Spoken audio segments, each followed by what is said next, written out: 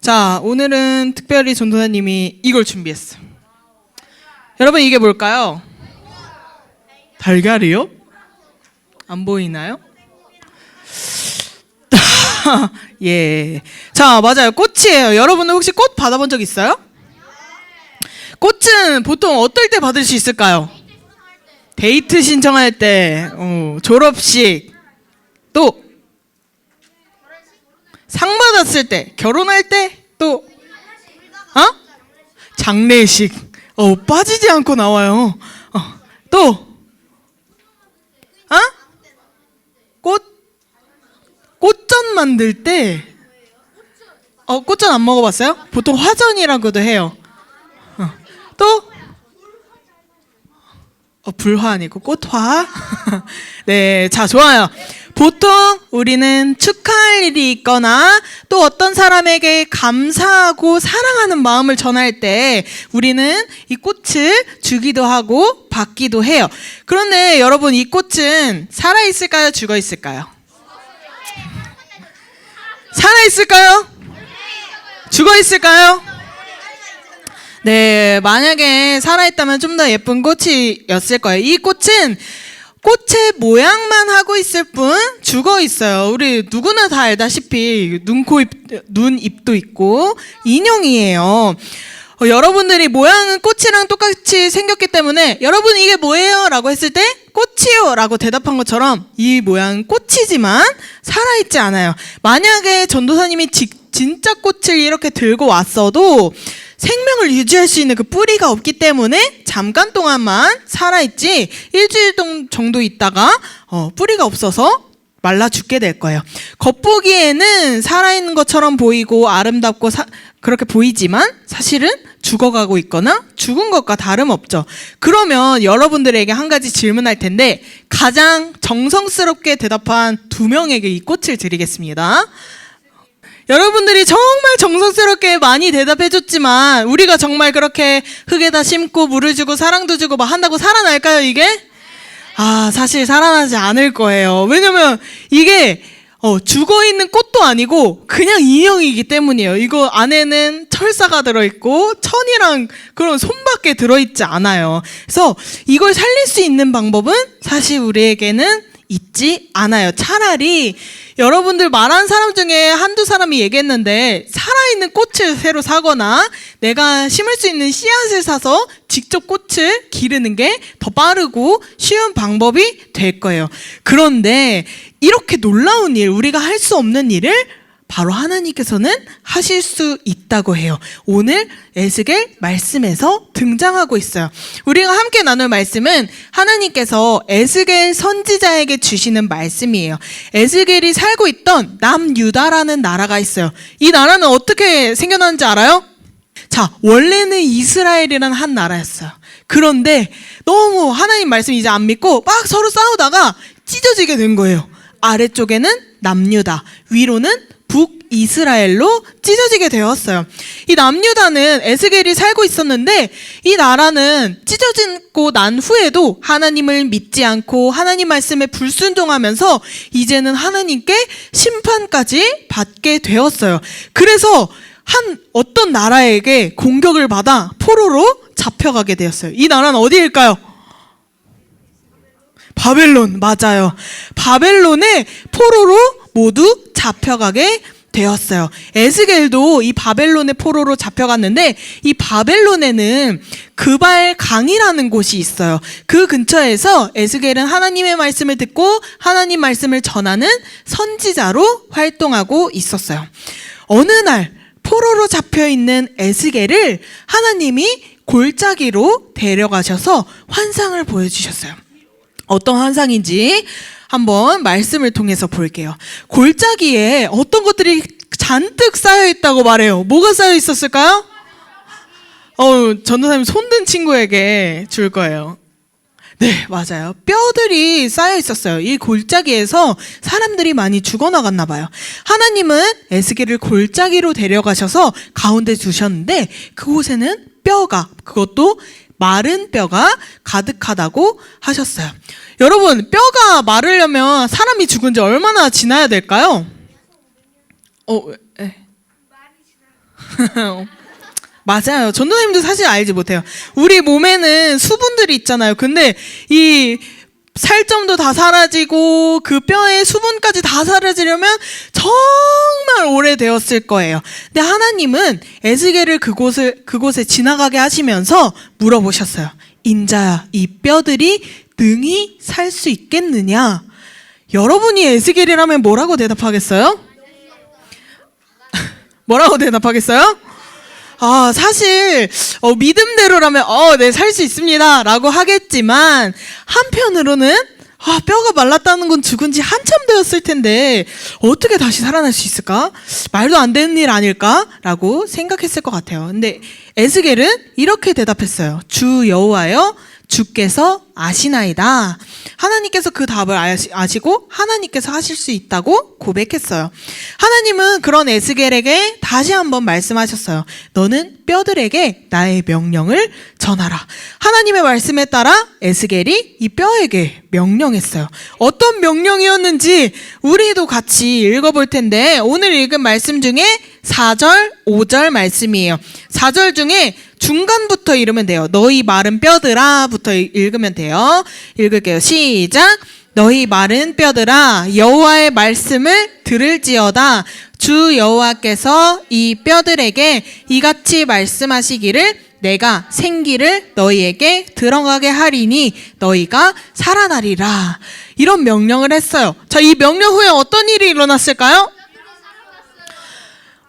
하나님이 마른 뼈들에게 명령하시자 이 마른 뼈들이 움직이기 시작한다고 성경에 기록되어 있어요. 그리고 뼈들이 맞추어지고 연결되더니 그 위에 힘줄과 살과 피부가 생겼어요. 원래 죽기 전 그 사람의 형상을 되찾은 것이죠. 근데 여러분, 진짜 이 뼈가 완전히 살아났을까요?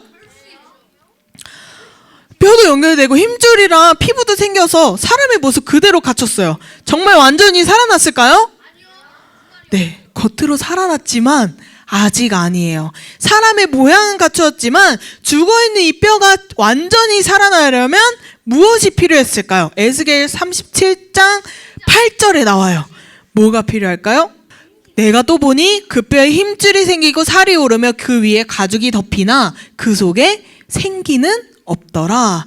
여기서 생기는 새로운 영, 하나님의 영을 의미해요. 여러분, 생기라는 말 성경에서 언제 들어봤어요? 하나님이 아담과 하와를 만드셨을 때 먼저 흙으로 빚어 만드시고 거기에 생기를 불어넣어 하나님의 영을 불어넣음으로 아담과 하와가 생명을 얻게 되었다는 것을 우리는 알고 있었죠. 마찬가지로 이 뼈들도 연결되고 이제 살이 있어서 겉보기에는 살아있는 것처럼 보이지만 그 안에 사실상 하나님의 영이 없으면 죽어있는 것과 같다고 이야기하고 있는 거예요. 이 마른 뼈가 정말 살아나지 못할 것만 같았는데 이 생기가 들어가면, 하나님의 영이 들어가면 그들은 생명을 얻을 수 있대요. 그런데 이 성경에서는 또 한 가지도 살아난다 말해요. 바로 여러분들, 우리들도 살아난다고 말해요. 혹시 여러분들 중에 죽어있는 사람 있나요? 장난치면 그렇게 대답할 수 있겠지만 여러분 다 살아있죠. 그런데 하나님의 영이 우리 안에 있을 때 우리는 다시 살아난다고 해요. 이게 어떤 의미일까요? 왜 우리가 살아있는데 다시 생명을 얻는다고 성경은 말하고 있을까요? 한 개 구절 하나 더 찾아서 읽어볼게요. 37장 14절 말씀이에요. 14절 읽을게요. 시작. 내가 또 내 영을 너희 속에 두어 너희가 살아나게 하고 내가 또 너희를 너희 고국 땅에 두리니 나 여호와가 이 일을 말하고 이룬 줄을 너희가 알리라. 여호와의 말씀이니라. 하나님의 영을 어디 두신다고 하셨죠? 그렇죠. 우리의 마음속에 두신다고 하셨어요.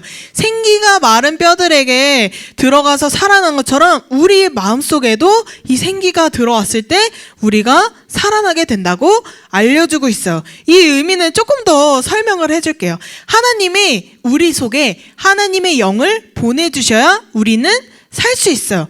그렇지 않으면 우리의 모습은 숨을 쉬고 살아있는 것처럼 보여도 죄 때문에 마치 죽어있는 마른 뼈와 같은 모습으로 살아가게 된다는 거예요. 골짜기에 쌓여있는 뼈들이 다시 살아난다고 누가 믿겠어요?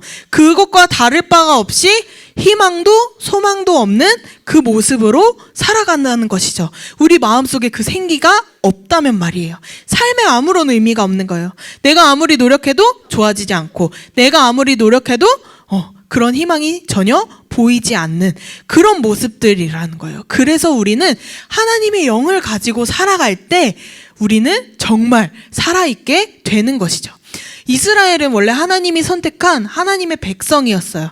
하지만 그들은 하나님을 믿지 않고 수많은 우상들을 섬겼어요. 하나님 말씀에 순종하지도 못했어요. 그래서 그들은 하나님의 심판을 받아서 골짜기에 쌓여있던 수많은 해골들처럼 희망이 더 이상 보이지 않았어요. 나라도 잃어버렸죠. 모든 사람이 다 포로로 끌려가고 말았어요. 하지만 하나님은 이스라엘을 그렇게 가만 내버려두지 않으시고 다시 살리기로 하셨어요. 하나님의 명령이 있자 뼈들이 연결되고 그 사람의 모습을 다시 회복한 것처럼요. 모습은 같았지만 여전히 그들에게 없었던 생명을 주기 위해 하나님이 하나님의 영을 또 불어 넣어 주셨어요. 하나님의 영이 들어가자 그들은 생명을 얻어서 다시 하나님의 군대가 되었다고 얘기하고 있어요. 그러면 이 하나님의 영, 이 생기는 과연 뭐길래 다 죽어있는 것이 새로 살아나 생명을 얻게 될까요? 또 죄로 가득한 우리가 어떻게 다시 이 생기가 뭐길래 다시 새로운 생명을 얻게 될까요? 이 힌트가 요한복음 14장 26절에 나와 있어요. 가장 먼저 찾는 사람 손 들어주세요. 요한복음 14장 26절. 이곳에서 뭐라고 말하죠? 이 생기를? 그렇죠. 성령님이에요.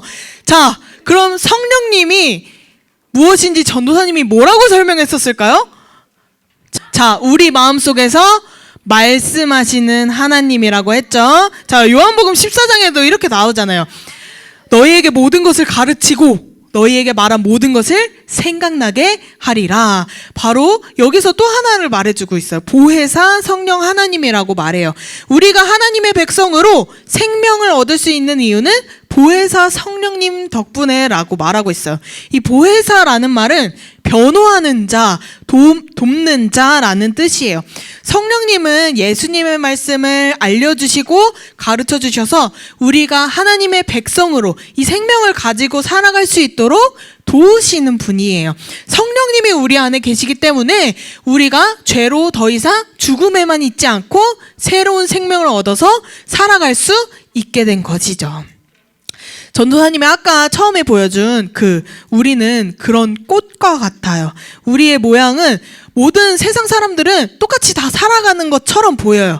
우리는 모두 하나님이 아닌 내가 주인이 되어 살고자 하는 죄 때문에 죽음에 이르는 병에 걸린 것과 같아요.